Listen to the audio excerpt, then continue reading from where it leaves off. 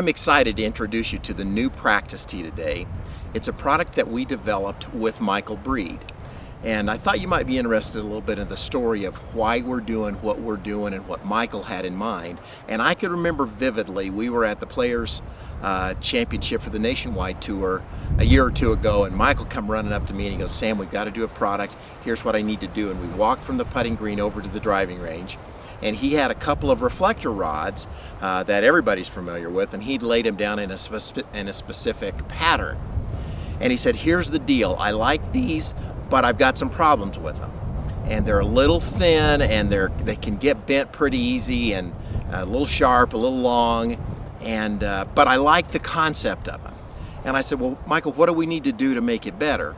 And he said, "Well, we need to make them a little bit thicker. They need to be a bright yellow, and they need to be able to set up perpendicular at all times. Can you help me?" Well, I've been working on this concept for about a year.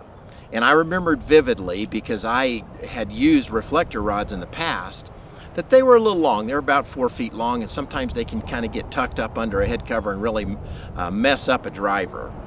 And they can get bent, and they can get a little bit splintery, so I remembered that.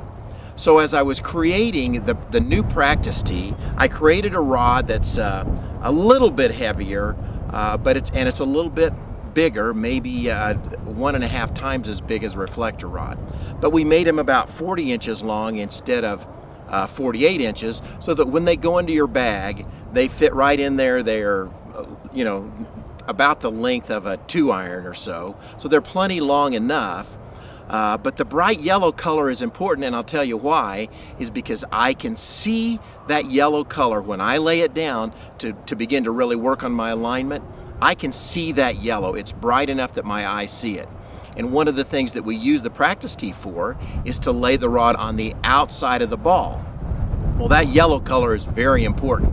And they're big enough, diameter-wise, that I can see them easily, and they really do kind of leave that residual shadow, Mike calls it, that my eyes can really see that. So that's why we went with the thickness of rod that we have and the color of rod that we have.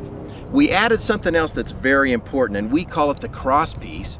And as you look at this, the cross piece fits on the rod and slides back and forth and can go either way. Now, why is that critical? And we built it this way on purpose because we can create a practice station that has several perpendicular pieces.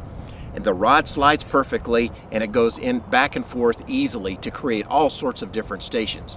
Now, what's very unusual about this cross piece is that it will work with your reflector rods, because you may have some in your bag that you don't want to throw away yet. That's fine. Use the cross piece with that. Eventually, you'll probably go to the practice tee rod for the reasons that I've stated. But right now, you can use those with the cross piece, set up your perpendicular stations.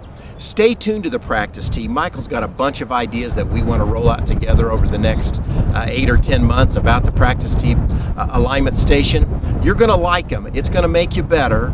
They'll just throw them down in the bag, get used to better alignment, get used to better shot making, because the practice tee's getting you on the right track.